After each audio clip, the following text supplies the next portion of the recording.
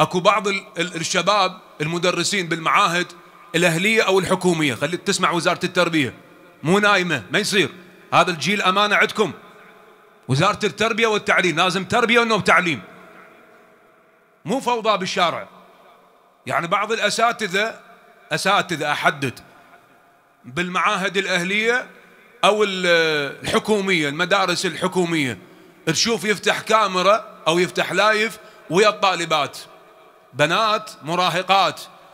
سؤال جواب، من انطاك المسوغ الشرع تفتح كاميرا؟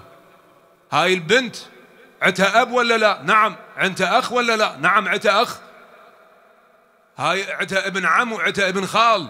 اذا شافها بمواقع التواصل شنو موقفها؟ شنو؟ من سمح لك انت جاي تربي وتخرب؟ وزارة التربية خلي يسمعون من خلال الكاميرا. وينهم من هذا الموضوع؟ وين؟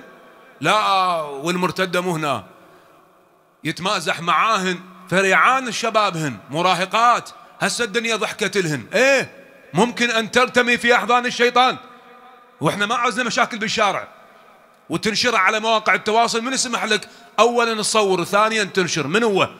من هو؟ هاي عتا اهل.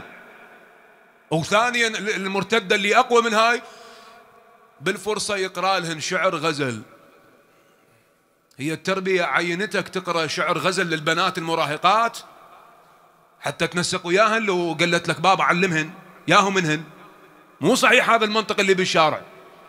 وزارة التربية لازم عندها لجنة اسمها التربية، هم اسمها التربية، لازم تربي البعض. بعض ما مؤدب، ما مهيأ أن يعلم له جيل كامل، ما مهيأ أن يربي له جيل كامل. هذا أمانة عندك. تتغزل ببنات الناس، من سمح لك؟